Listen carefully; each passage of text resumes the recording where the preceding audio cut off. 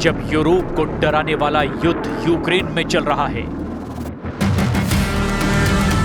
तब स्पेन से आई एक खबर ने पूरे नेटो को डरा दिया।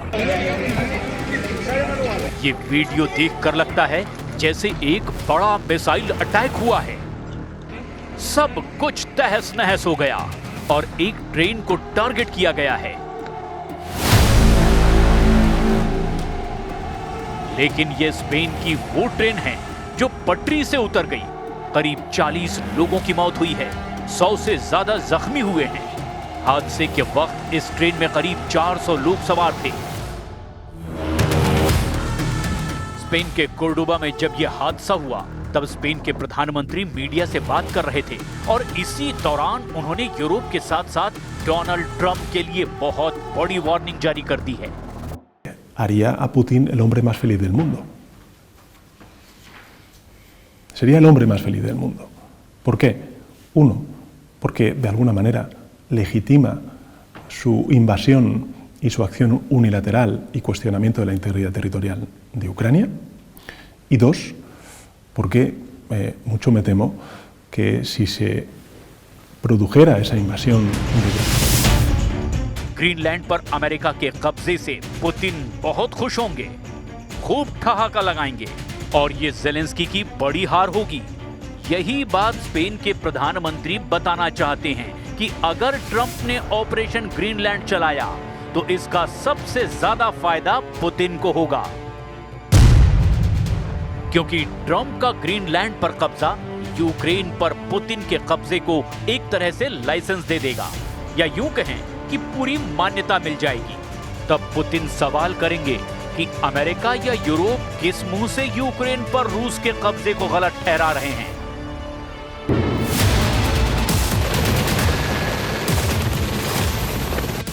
हालांकि इस वक्त का बड़ा सच ये है कि ट्रंप अपने प्रोजेक्ट पर अड़े हुए हैं और वो ग्रीनलैंड की जमीन पर कब्जा करने के लिए युद्ध से भी पीछे नहीं हटेंगे, चाहे इसके लिए कितनी भी बड़ी कीमत उन्हें क्यों न चुकानी पड़े।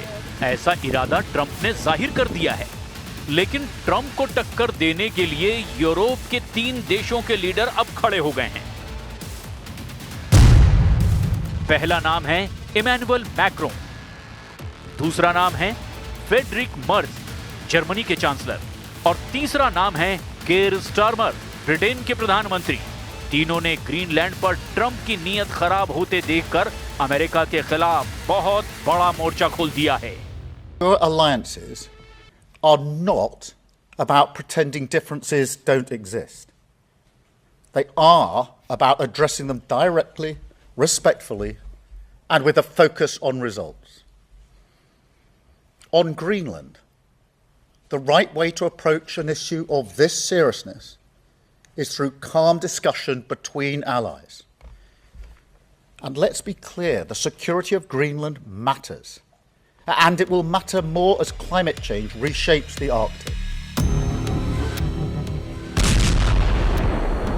ग्रीनलैंड के मुद्दे पर डोनाल्ड ट्रंप ने यूरोप पर टैरिफ बम फोड़ दिया है। ट्रंप ने कहा कि अगर यूरोप नहीं माना तो 1 फरवरी से उन पर 10% टैरिफ लगाया जाएगा और फिर 1 जून के बाद इसे 25% कर दिया जाएगा। और इस जुर्माने के साथ ट्रंप को उम्मीद है कि यूरोप बैकफुट पर आ जाएगा। अब सवाल ये है कि ग्रीनलैंड और डेनमार्क के लोग क्या चाहते हैं। -7 डिग्री में ये लोग ग्रीनलैंड की सड़कों पर उतरे हैं। बैनर देखिए, ये ग्रीनलैंड की राजधानी नूक है और यहाँ की आबादी 20,000 के आसपास है। अब इतनी पब्लिक सड़क पर उतरी है तो जाहिर है कि ट्रंप को मैसेज साफ है।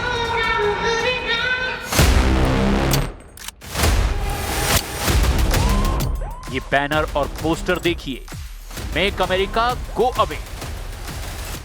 यहां से अमेरिका को खदेड़ने की मांग शुरू हो गई है। तो क्या ट्रंप एक और मागा कैंप बनवाएंगे और उसे ग्रीनलैंड में बंटवाएंगे?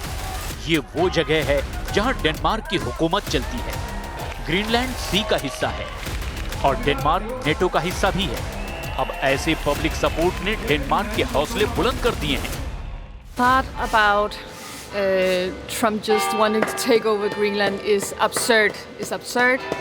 And I think he's the archetype of greed, and we need to push back and let him know that this is not for him.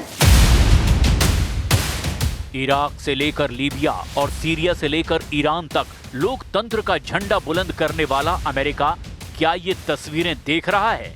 क्या ट्रंप का तख्ता पलट वाला ऑपरेशन ग्रीनलैंड पर भी चलेगा? क्या वो ताकत के बल पर बंदूक दिखाकर ग्रीनलैंड की बर्फ को भी रौंद डालेंगे? सीरिया में बशर अल असद को सरकार से हटाने के बाद ट्रंप ईरान में फेल हो चुके हैं, लिहाजा उनका फोकस अब नए वॉर जोन पर है।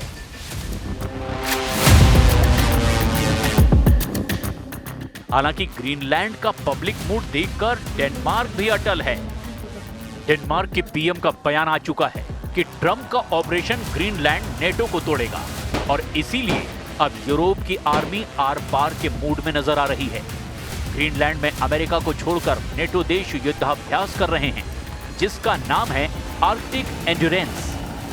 साथ में ट्रंप की टैरिफ वाली धमकी को भी यूरोप ने खारिज कर दिया है।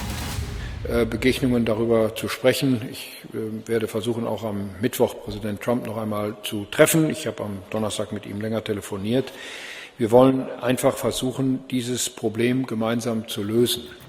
Und यूरोप ने कहा है कि अगर ट्रंप ने टैरिफ लगाया तो यूरोप भी इसका जवाब काउंटर टैरिफ से देगा। यूरोप बता रहा है कि डोनाल्ड ट्रंप का ग्रीनलैंड वाला ब्लैकमेल उस पर बिल्कुल नहीं चलेगा। फ्रांस, ब्रिटेन और जर्मनी दावा कर रहे हैं कि ग्रीनलैंड पर अमेरिका के सामने यूरोप बिल्कुल नहीं झुकेगा। Alliances endure because they're built on respect and partnership, not pressure. That is why I said the use of tariffs against allies is completely wrong. It is not the right way to resolve differences within an alliance. Nor is it helpful to frame efforts to strengthen Greenland's security as a justification for economic pressure. Greenland का करीब 80% हिस्सा बर्फ से ढका हुआ है और अब जलवायु परिवर्तन की वजह से यहाँ की बर्फ धीरे धीरे पिघलने लगी है। ट्रंप की नजर यहाँ दबे दुर्लभ खनिज पर है। यहाँ तेल और गैस के भंडार भी हैं। इसीलिए ट्रंप ने कहा है कि अब उनके और ग्रीनलैंड के बीच जो आएगा, समझो वो गया। We need Greenland from the standpoint of national security, and Denmark is not going to be able to do it, I can tell you. Trump के इरादे बहुत खतरनाक हैं और वो बार-बार ग्रीनलैंड का नाम ले रहे हैं। इसीलिए इसमें कोई शक नहीं कि यूरोप में इस वक्त ट्रंप अलर्ट वाला अलार्म बहुत तेजी से बज रहा है। अमेरिका के इरादों को लेकर हड़कंप मचा हुआ है। ट्रंप की जो बंदूक अभी तक पुतिन की तरफ थी, वो उन्होंने अपने यूरोप के साझेदारों की तरफ मोड़ दी है। लेकिन ट्रंप को मैक्रो, मर्ज और स्टारमर से तो बड़ी टक्कर मिल ही रही है और ये तीनों लीडर अपनी सेनाएं ग्रीनलैंड भेज रहे हैं। युद्धाभ्यास के साथ ये लीडर ग्रीनलैंड को बचाने की बात कर रहे हैं, लेकिन क्या ये अमेरिका से टक्कर ले पाएंगे? ये बड़ा सवाल है। ऐसे में स्पेन के प्रधानमंत्री ने जो कहा है, वो जरा गौर से सुनने वाली बात है। Dotarse de una seguridad y una defensa realmente común, y para eso no necesitamos el acuerdo de 27 Estados miembros, sino que podemos avanzar una serie de países en ese proceso de integración hacia unas fuerzas armadas realmente europeas, con una industria realmente europea de la defensa y la seguridad. तस्वीर साफ है कि Greenland पर युद्ध की नौबत आ चुकी है और यही वजह है कि अब इसका असर सोने और चांदी की कीमतों पर पड़ा है। लगातार युद्ध देख रही दुनिया अब सोने और चांदी को सुरक्षित निवेश की तरह देख रही है।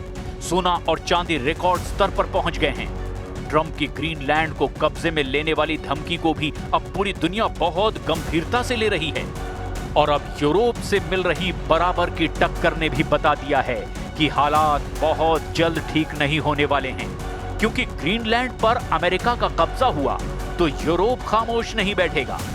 अमेरिका से उसकी टक्कर दुनिया के इस हिस्से में एक नए तनाव को जन्म देगी। ग्रीनलैंड दुनिया में ऐसी जगह है जो इसे बहुत ही खास बनाती है। ये उत्तरी अमेरिका और आर्कटिक के बीच का ऐसा इलाका है जहां ट्रंप को बड़ा खतरा रूस और चीन से नजर आने लगा है। इसीलिए ट्रंप ने कहा कि ग्रीनलैंड पर कब्जा करना बहुत जरूरी है, क्योंकि इस इलाके की तरफ अमेरिका का मिसाइल डिफेंस सिस्टम भी जूझता हुआ नजर आ रहा है। ऐसा दावा डोनाल्ड ट्रंप का है।